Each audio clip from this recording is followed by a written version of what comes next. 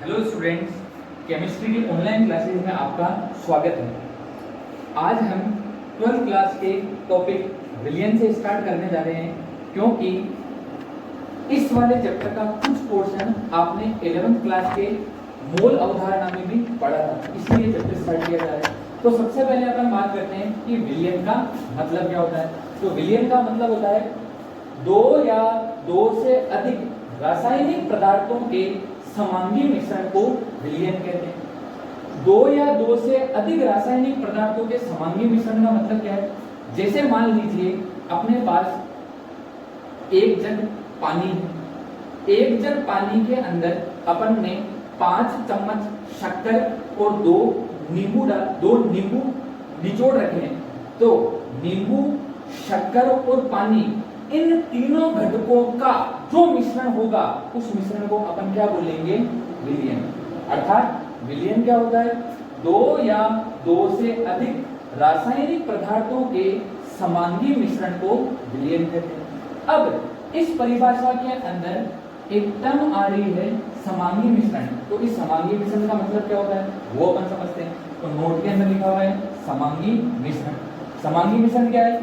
समांगी मिश्रण से अभिप्राय ऐसा मिश्रण जिसका संगठन एवं सांद्रता संपूर्ण मिश्रण के दौरान समान हो, समांगी मिश्रण कहलाता है। इसको अपन एक उदाहरण से समझते हैं। जैसे मान लीजिए अपन ने एक जग पानी ले रखा है।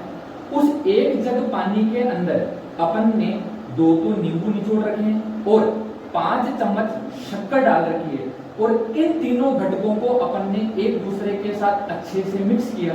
तो इन तीनों घटकों से जो विलियन बना, उस विलियन का नाम क्या है? शिकंजी। क्या नाम है? शिकंजी। आप सबने पी ली होगी। अब अपन क्या करते हैं, उस शिकंजी को, मान लो यहाँ कोई 3 स्टूडेंट बैठे हैं, उन तीनों स्टूडेंट में से एक स्टूडेंट को एक गिलास के अंदर डालकर शिकंजी दे दी। उसी जग से दूसरा गिलास भर के दूसरे स्टूडेंट को दिया, तीसरा गिलास भर के तीसरे स्टूडेंट को दिया। जब पहले स्टूडेंट ने पहले गिलास से शिकंजी पी, तो पहले स्टूडेंट को शिकंजी का टेस्ट जैसा लगेगा वैसा ही टेस्ट दूसरे वाले स्टूडेंट को भी लगेगा, और वैसा ही टेस्ट तीसरा वाले स्टूडेंट को भी लगेगा। उसी प्रकार से पहले स्टूडेंट के गिलास के अंदर नींबू, शक्कर और पानी की मात्रा जितनी है, उतनी ही नींबू, शक्कर और पानी की मात्रा दूसरे स्टूडेंट के गिलास में, वही नींबू, शक्कर और पानी की मात्रा तीसरे स्टूडेंट के गिलास में भी है। तो उसे अपन क्या बोलते हैं? ऐसा विलियन जिसमें नींबू, शक्कर और पानी तीनों का संगठन तीनों गिलास में समान हो, साथ ही साथ तीनों का टेस्ट भी समान हो, उसको हम क्या बोलते हैं? समांगी मिश्रण। एक उदाहरण और लेते हैं। जैसे आपको बोला गया है एथेनॉल का जलीय विलियन, अर्थात अपने को दारू का पैक बनाना है। क्या बनाना है? दारू का पैक। दारू का पैक कैसे बनाया जाता है? जैसे मान लो अपन ने एक गिलास ले रखा है। एक गिलास के अंदर अपन ने 20 ml एथेनॉल डाल रखी है और उसके अंदर 80 ml पानी डाल दिया। जब अपन ने दोनों को मिक्स किया तो दारू का पैक बन गया। उस एक गिलास दारू के पैक को अपन ने 2 गिलासों के अंदर बराबर डाल दिया। दोनों गिलासों के अंदर जैसे अपन ने बराबर डाला तो अपने को क्या पता चला? पहले गिलास के अंदर जितना एथेनॉल और पानी है, उतना ही एथेनॉल और पानी दूसरे गिलास में भी है। अर्थात दोनों गिलासों के अंदर एथेनॉल और पानी का संगठन समान है और दोनों दारू के पैक का टेस्ट भी समान है। तो इस प्रकार के मिश्रण को क्या बोला जाता है? समांगी मिश्रण बोला जाता है। अब यदि अपन किसी भी विलियन की बात करें तो कोई विलियन है वो 2 यौगिकों से मिलकर भी बना हुआ हो सकता है, या 2 से अधिक यौगिकों से मिलकर भी बना हुआ हो सकता है। इस चैप्टर में अपने को केवल और केवल उन विलियनों के बारे में बात करनी है जिनमें केवल 2 ही यौगिक उपस्थित होते हैं। कितने यौगिक उपस्थित होते हैं? 2। तो वह विलियन जो 2 घटकों से मिलकर बना हुआ होता है उसे द्विक विलियन अर्थात बाइनरी सॉल्यूशन बोला जाता है। यानी परिभाषा लिखेंगे, ऐसा विलियन जो 2 घटकों से मिलकर बना हो वह बाइनरी सॉल्यूशन अथवा द्विक विलियन कहलाता है। यानी इस चैप्टर में अपने को केवल और केवल द्विक विलियनों के बारे में बात करनी है। अब किसी भी विलयन में जब दो घटक होंगे तो वो दो घटक कौन कौन से होंगे? तो पहला घटक तो है विलय और दूसरा घटक है विलायक। विलय को सॉल्यूट भी बोला जाता है और विलायक को सॉल्वेंट भी बोला जाता है। विलय क्या होता है? किसी भी विलयन का वह घटक जो विलयन में कम मात्रा में उपस्थित हो वह विलय है, और विलयन में वह घटक जो अधिक मात्रा में उपस्थित हो उसे विलायक कहते हैं। अर्थात जैसे अपन दारू का पैक बनाते हैं, तो दारू का पैक बनाने के लिए अपन ने दारू की मात्रा को 20 ml ले रखी है और जल की मात्रा 80 ml ले रखी है। तो दारू अपन ने कम मात्रा में ले रखा है तो वो तो हो गया विलायक, और विलायक जो अपन ने अधिक मात्रा में अर्थात जल विलायक हो गया। अब अपन इस चैप्टर का अगला टॉपिक पढ़ते हैं, विलयनों के प्रकार। 3 प्रकार के विलयन होते हैं। एक होता है द्रवित विलयन, एक होता है ठोसीय विलयन, एक होता है गैसीय विलयन। तीनों प्रकारों को समझना और तीनों प्रकारों के उदाहरण को समझने से पहले अपन ने एक लाइन लिख रखी है। सबसे पहले अपन उस लाइन को समझते हैं। इस लाइन में देखो क्या लिखा हुआ है, किसी विलयन की भौतिक अवस्था, किसी विलयन की भौतिक अवस्था का मतलब कि कोई भी विलयन द्रव अवस्था में है, ठोस अवस्था में है या गैसीय अवस्था में, ये किस पर निर्भर करता है? क्या लिखा हुआ है, किसी विलयन की भौतिक अवस्था उस विलयन में उपस्थित विलायक की भौतिक अवस्था पर निर्भर करती है। अर्थात किसी भी विलयन में विलायक की जो भौतिक अवस्था होगी विलयन की भी भौतिक अवस्था वही होगी। किसी भी विलयन की भौतिक अवस्था विलय की भौतिक अवस्था पर निर्भर नहीं करती। कहने का मतलब क्या है, जैसे मान लो अपन ने विलयन का पहला उदाहरण ले रखा है द्रवित विलयन, तो अभी अपन ने ऊपर पढ़ा था कि किसी भी विलयन की भौतिक अवस्था किस पर निर्भर करती है? उस विलयन में उपस्थित विलायक की भौतिक अवस्था पर निर्भर करती है। अर्थात किसी विलयन में विलायक यदि द्रव अवस्था में है तो विलयन भी कौन सी अवस्था में होगा? द्रव अवस्था में। कैसे? जैसे मान लो द्रवित विलयन है, द्रवित विलयन के अंदर विलायक तो हमेशा द्रव होगा, परंतु विलय क्या हो सकता है? ठोस भी हो सकता है, द्रव भी हो सकता है, गैस भी हो सकता है। अर्थात ठोस का द्रव में विलयन, द्रव का द्रव में विलयन, गैस का द्रव में विलयन। ठोस को चाहे आप द्रव में मिलाओ, द्रव को आप चाहे द्रव में मिलाओ, गैस को चाहे आप द्रव में मिलाओ, बनने वाला विलयन हमेशा कैसा होगा? द्रवित ही होगा। कैसे? जैसे ठोस का द्रव में विलयन, इसका उदाहरण क्या है? ग्लूकोज का जलीय विलयन। आप मेडिकल की शॉप से ग्लूकोज का डब्बा खरीद के लेके आते हो, उस ग्लूकोज के डब्बे के अंदर ग्लूकोज पाउडर रूप में होता है। आप 1 गिलास ग्लूकोज का जलीय विलयन बनाना चाहते हो तो आप 1 गिलास पानी ले लो, उसके अंदर 1 चम्मच ग्लूकोज डाल दो। तो ग्लूकोज को जब आपने जल के अंदर मिलाया तो बनने वाला विलयन द्रव अवस्था में। क्यों? क्योंकि इसके अंदर विलायक जो अपन ने ले रखा है वो भी क्या है? द्रव ही। दूसरा उदाहरण है द्रव का द्रव में विलयन। द्रव का द्रव में विलयन का उदाहरण क्या है? जैसे वही दारू का पैक, दारू अपन ने कम मात्रा में ले रखी है और पानी अपन ने अधिक मात्रा में ले रखा है। जब अपन ने दारू द्रव अवस्था को विलायक द्रव अवस्था पानी में मिलाया तो बनने वाला विलयन भी द्रव अवस्था में ही है। क्यों? क्योंकि विलायक कौन सी अवस्था में है? द्रव अवस्था में। उसी प्रकार से गैस का द्रव में विलयन, गैस का द्रव में विलयन क्या है? जल में घुली हुई ऑक्सीजन, जल अधिक मात्रा में। जैसे समुद्री जीव जंतु समुद्र में क्यों जीवित रहते हैं? क्योंकि समुद्र के अंदर ऑक्सीजन घुली हुई होती है। तो समुद्र का पानी तो अधिक मात्रा में, उसमें गैस ऑक्सीजन घुली हुई है। तो ऑक्सीजन जब जल के अंदर घुली तो एक विलयन बना, वह विलयन द्रव अवस्था में ही है क्योंकि विलायक भी द्रव अवस्था में। तो अपने को केवल एक ही लाइन याद रखनी है कि किसी भी विलयन की भौतिक अवस्था किस पर निर्भर करती है? उस विलयन में उपस्थित विलायक की भौतिक अवस्था पर निर्भर करती है। अर्थात विलायक की जो भौतिक अवस्था होगी विलयन की भौतिक अवस्था भी वही होगी। अर्थात यदि अपन द्रवित विलयनों की बात करें तो द्रवित विलयनों के अंदर विलायक द्रव होगा, गैसीय विलयनों के अंदर विलायक गैस होगा और ठोसीय विलयनों के अंदर विलायक ठोस होगा, परंतु विलय ठोस, द्रव और गैस इन तीनों में से कुछ भी हो सकता है। तो अभी तक अपन ने इस चैप्टर में क्या पढ़ा था कि विलयन क्या होता है और विलयन कितने प्रकार के होते हैं। विलयन वैसे तो 3 प्रकार के होते हैं, द्रवित विलयन, ठोसीय विलयन और गैसीय विलयन। लेकिन अभी अपन ने बोला था कि इस विलयन के अंदर अपने को केवल और केवल द्रवित विलयनों के बारे में बात करनी है। साथ ही अपन ने एक और बोली थी कि अपने को केवल और केवल द्विक विलयनों के बारे में बात करनी है। द्विक विलयन का मतलब ऐसा विलयन जिसमें केवल 2 ही घटक उपस्थित हो। तीसरा टॉपिक इस चैप्टर का आता है, वो आता है विलयन की सांद्रताएं। तो सांद्रताओं का मतलब क्या होता है, तो लिखा हुआ है विलायक की निश्चित मात्रा में उपस्थित विलय की मात्रा विलयन की सांद्रता कहलाती है। अर्थात कोई भी विलयन यदि अपने को बनाना है तो अपने को विलय की भी कुछ न कुछ मात्रा चाहिए और विलायक की भी कुछ न कुछ मात्रा चाहिए।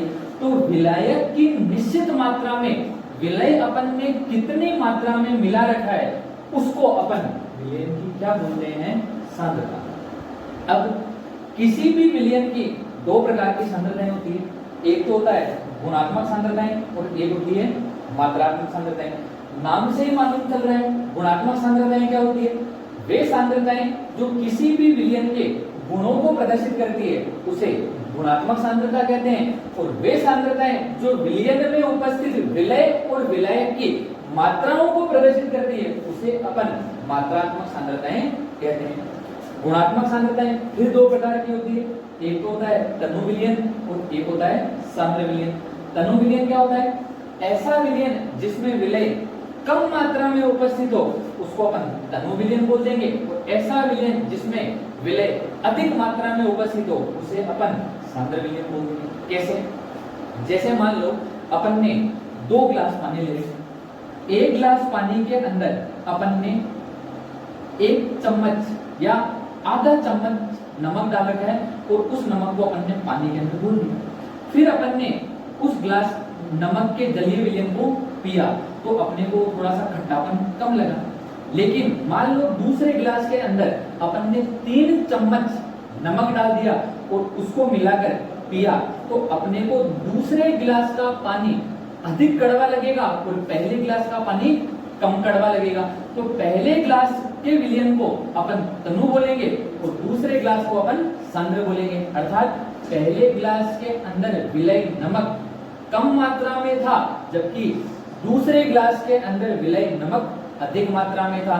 तो जहां विलय कम मात्रा में होगा वह तो तनु विलयन और जहां विलय अधिक मात्रा में होगा वह सांद्र विलयन कहलाएगा। अब जब अपन तनु विलयन और सांद्र विलयनों के बारे में बात करते हैं तो तनु विलयन का मतलब है कि विलयन के अंदर विलय कम मात्रा में है और सांद्र विलयन का मतलब है कि विलय अधिक मात्रा में है।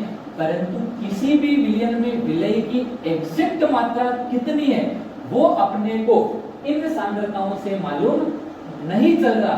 तो किसी भी विलयन में विलय और विलायक की एग्जैक्ट मात्रा कितनी है उसको कैलकुलेट करने के लिए अपन विलयन की मात्रात्मक सांद्रताओं के बारे में बात करते हैं। तो मात्रात्मक सांद्रताएं क्या होती है, वे सांद्रताएं जो विलयन में उपस्थित विलय और विलायक की मात्राओं को प्रदर्शित करेगी उन्हें अपन क्या बोलेंगे, मात्रात्मक सांद्रताएं। अब मात्रात्मक सांद्रताएं कौन कौन सी होती है उनको अपन एक एक करके डिस्कस करते हैं। सबसे पहली मात्रात्मक सांद्रता जो आती है वह आती है मोलरता। अब अपने को किसी भी सांद्रता की परिभाषा याद करने की आवश्यकता नहीं। याद कैसे करना है, कोई भी सांद्रता आपको दे रखी हो सबसे पहले उसका फॉर्मूला याद कर लो। क्या याद कर लो, फॉर्मूला। जैसे अपन मोलरता की बात करते हैं तो मोलरता का सूत्र होता है विलय के मोलों की संख्या बटा विलयन का आयतन जो किसमें होना चाहिए, लीटर में। इसी फॉर्मूले से अपन मोलरता की परिभाषा बनाते हैं। तो परिभाषा बनाने के लिए अपन क्या करेंगे, मोलरता के सूत्र में जो भी बटेवे में दिया हुआ है उसको कितना मान लेंगे, 1। क्या मान लेंगे, 1। अर्थात विलयन के आयतन को अपन ने 1 लीटर मान लिया। तो मोलरता की परिभाषा क्या होगी, 1 लीटर विलयन में उपस्थित विलय के मोलों की संख्या विलयन की मोलरता कहलाती है।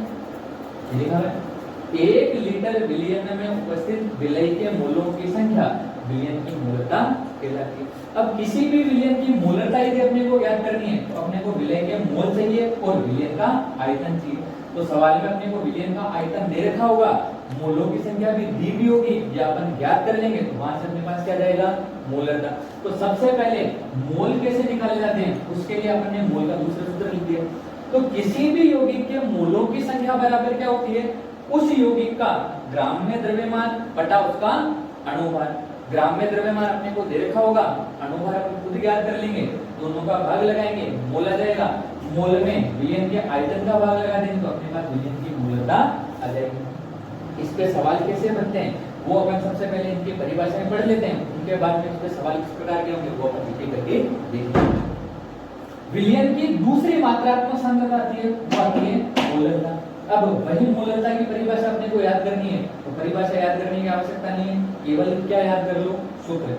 जैसे मोलरता का सूत्र था विलय के मोल बटा विलयन का आयतन, किसमें, लीटर में। उसी प्रकार से मोलरता क्या होती है, विलय के मोल तो एज इट इज है, बटेरे में क्या आ गया, विलायक का द्रव्यमान, अपन ने किसमें ले रखा है, केजी में।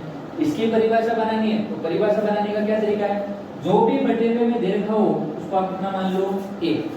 तो मोलरता की परिभाषा क्या बन गई, 1 किलोग्राम विलायक में उपस्थित विलय के मोलों की संख्या विलयन की मोलरता कहलाती है। मोल ज्ञात करना अपने को आता ही है, विलायक का द्रव्यमान अपने को केजी में दे रखा होगा, इसमें इसका अपन भाग लगाएंगे तो अपने पास विलयन की मोलरता आ जाएगी। अब मोलरता का मात्रक क्या होता है और मोलरता का मात्रक क्या होता है।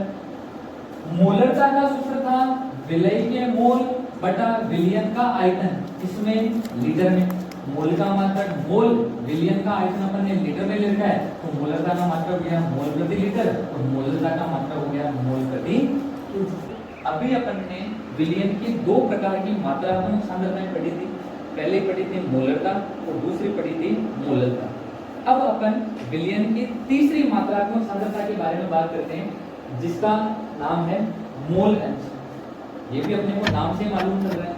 मोल अंश का मतलब क्या है, विलयन में उपस्थित सभी घटकों के कुल मोलों के सापेक्ष किसी एक घटक के मोल कितने हैं वह उसका क्या कहलाता है, मोल अंश। कैसे, जैसे मान लो कोई विलयन है जो 2 घटकों A और B से मिलकर बना है, माना कि उस विलयन के अंदर यौगिक A के मोलों की संख्या तो है Na और माना कि यौगिक B के मोलों की संख्या है Nb।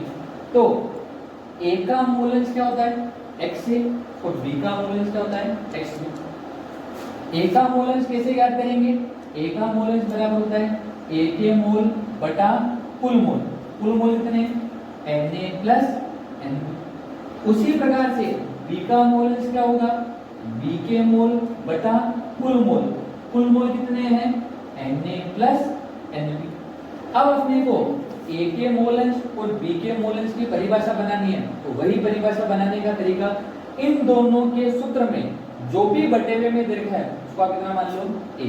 कैसे, जैसे A के मोल अंश की परिभाषा यदि अपने को बनानी है तो बटेवे में Na प्लस Nb यानी विलयन के कुल मोल दे रखे हैं, तो विलयन के कुल मोलों की संख्या को अपने क्या मान लिया, A। तो A के मोल अंश की परिभाषा क्या बन गई, 1 मोल विलयन में उपस्थित यौगिक A के मोलों की संख्या A का मोल अंश कहलाता है। उसी प्रकार से B के मोल अंश की परिभाषा बनानी है तो B के मोल अंश का सूत्र है B के मोल बटा विलयन के कुल मोल।